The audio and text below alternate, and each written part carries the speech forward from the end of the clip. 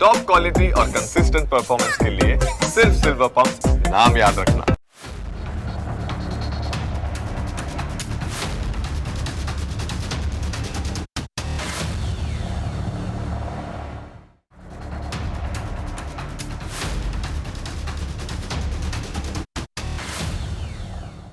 America અને Iran વચ્ચે નરમ ગરમ સ્થિતિ રહ્યા જ કરે છે. ક્યારેક આ દેશો નરમ પડે છે તો ગમે ત્યારે ગરમ પણ થઈ જાય છે. આમ તો આ બંને દેશોએ શાંતિ લાવવા માટે વચગાળાના સમજૂતી કરાર કર્યા છે, પરંતુ આદતથી મજબૂર બંને દેશો વધુ એક વખત લડવા લાગ્યા. અહીં શરૂઆત કોણે કરી, કેવા સંજોગોમાં કરી, એ બધી હકીકતો એટલી મહત્ત્વની રહી હવે નથી. મૂળ મુદ્દો આ બંનેના ઈરાદાઓને છે. બંને દેશોએ જે રીતે પોતાના સ્વાર્થ માટે આખી દુનિયાની શાંતિ અને સમૃદ્ધિને બાદમાં લઈ રહ્યા છે ને, એ વાત જરાય માફ ન કરી શકાય. બંને દેશોએ સમજૂતી કરાર કરતાં માંડ મામલો થાળે પડ્યો હતો, જેના લીધે કાચું તેલ એટલે કે ક્રૂડ ઓઇલના ભાવ ફરી રાહતજનક સ્તરે પહોંચી ચૂક્યા હતા. આ પહેલાં ક્રૂડ ઓઇલના ભાવમાં ભારે વધારો થયો હતો. ક્રૂડમાંથી પેટ્રોલ અને ડીઝલ જ નહીં, પરંતુ બીજી અનેક વસ્તુઓ બનતી હોય છે, જેના પર આખા અર્થતંત્રનો દારોમદાર રહેતો હોય છે. એટલે જ તો ક્રૂડ ઓઇલની કિંમતો વધી ગઈ, તો એના લીધે આખી દુનિયામાં મોંઘવારી વધી ગઈ. આપણે ત્યાં પણ એના લીધે પેટ્રોલ અને ડીઝલની કિંમતો વધી ગઈ, જેની સીધી અસર તમારા ખિસ્સા પર પડી. એટલે તો અમેરિકા અને ઈરાન બંને યુદ્ધ અપરાધ કર્યો છે.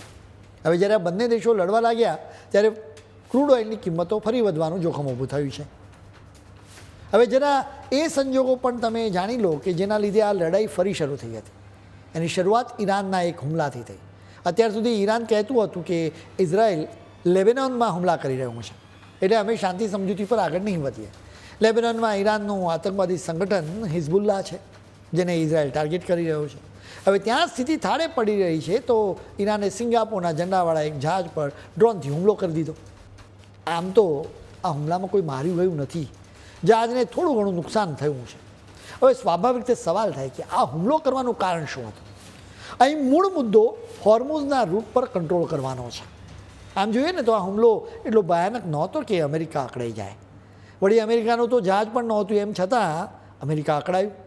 ડોનાલ્ડ ટ્રમ્પે આ હુમલાને સંધિનો મૂર્ખામી ભર્યો ભંગ ગણાવ્યો. વાત અહીં જ ના અટકી. અમેરિકાએ બદલો લઈને ઈરાન પર પણ હુમલો કર્યો. અમેરિકાની સેનાએ શુક્રવારે ઈરાનમાં મિસાઇલ અને ડ્રોનને સ્ટોર કરવા માટેની જગ્યાઓ પર હુમલા કર્યા. સાથે જ દરિયા કિનારે રડારને પણ ટાર્ગેટ કર્યું. અમેરિકા અને ઈરાન બંને બદલો તાત્કાલિક ચૂકતે કરી દે છે. ઈરાને અમેરિકાના હુમલાનો બદલો લેવા શનિવારે ખાડી દેશોમાં અમેરિકાની સેનાના બેઝ પર હુમલા કરી દીધા. કઈ જગ્યાએ હુમલા કરવામાં આવ્યા એની વિગતો ઈરાન તરફથી આપવામાં આવી નથી. બાદમાં બહેરીને કહ્યું કે ઈરાને એના પર ડ્રોનથી હુમલો કર્યો હતો. બહેરીનમાં અમેરિકાની નેવીનો બેઝ છે. ભૂતકાળમાં પણ અમેરિકા અને ઈરાને તાત્કાલિક આ રીતે બદલો લીધો છે. હવે સવાલ એ છે કે આ લડાઈનું કારણ શું છે. મૂળ વાત હોર્મુઝ પર વર્ચસ્વ જમાવવાની છે. ઈરાન આ રૂટ પર કોઈપણ રીતે કંટ્રોલ કરવા માંગે છે. એનો મૂળ ઈરાદો ટોલ વસૂલવાનો છે. એ રીતે ઈરાન માલામાલ થવા માગે છે. એટલે જ ઈરાનની સેનાએ ગુરુવારે જાહેર કર્યું હતું કે હોર્મુઝમાંથી પસાર થવા માટે કોઈ પણ જહાજે અમારી પરમિશન તો મેળવવી જ પડશે. સામે પક્ષે અમેરિકા ઈચ્છે છે કે હોર્મુઝના રૂટ પર મુક્તપણે જહાજોની અવરજવર થતી રહે. ઈરાન હુમલા કરીને અમેરિકાની આ ઈચ્છા પર પાણી ફેરવી રહ્યું છે, એટલે જ અમેરિકા અકળાઈ ગયું છે. હવે જ્યારે આ લડાઈ થઈ રહી છે ને, ત્યારે બંને દેશો એકબીજા પર દોષનો ટોપલો ઢોળી રહ્યા છે. ઈરાન તરફથી કહેવામાં આવ્યું કે અમેરિકા વાટાઘાટો કે શાંતિના સિદ્ધાંતોના અમલમાં માનતું જ નથી, તો બીજી તરફ અમેરિકા તરફથી જવાબ આપવામાં આવ્યો કે હિંસાનો જવાબ હિંસાથી જ આપવામાં આવશે. અમેરિકા અને ઈરાન વચ્ચે હજુ ગયા અઠવાડિયે સમજૂતીના કરાર પર હસ્તાક્ષર કરવામાં આવ્યા. એના એક અઠવાડિયામાં બંને દેશો એકબીજા પર હુમલા કરવા લાગ્યા. એટલે જ એવી શંકા વ્યક્ત કરવામાં આવી રહી છે કે બંને દેશો વચ્ચે ફાઇનલ ડીલ હજુ નહીં થાય. હવે સૌથી મોટી ચિંતા હોર્મુઝના રૂટની છે. શનિવારે બ્રિટનની એક સુરક્ષા એજન્સીએ કહ્યું હતું કે હોર્મુઝમાં કરવામાં આવેલા એક હવાઈ હુમલામાં એક ઓઇલ ટેન્કરને નુકસાન થયું છે. સાથે આ એજન્સીએ હાશકારો આપતા કહ્યું કે આ જહાજના તમામ ક્રૂ મેમ્બર્સ અત્યારે સુરક્ષિત છે. આ મામલે તમારે એક વાત સમજવા જેવી છે. અમેરિકા તરફથી કહેવામાં આવ્યું છે કે અમે કંઈ આક્રમણ કરતા નથી, અમે તો માત્ર બદલો લઈ રહ્યા છીએ, આકરું રિએક્શન આપી રહ્યા છીએ. હવે જો ઈરાન આ જ રીતે હોર્મુઝમાં જહાજ ઉપર હુમલા કરતું રહેશે ને, તો સ્વાભાવિક રીતે અમેરિકા એનો બદલો લેવાનો છે. એટલે સ્વાભાવિક રીતે જ ઈરાન એ હુમલાનો ફરીથી બદલો લેશે. સામાન્ય હુમલો તો એ નહીં જ હોય, એટલે એની ચિંતાની વાત નથી.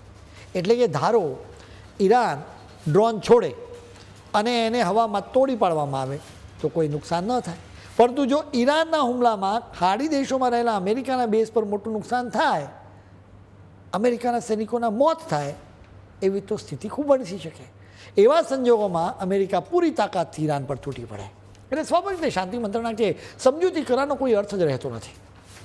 હવે આપણા ભારતની વાત કરીએ તો આપણા માટે ચિંતા કરવા માટે મુખ્ય 3 કારણો છે. પહેલું કારણ એ છે કે આ યુદ્ધના લીધે ક્રૂડ ઓઇલના ભાવ વધી જાય, એટલે સ્વાભાવિક રીતે આપણા અર્થતંત્રને અસર થાય.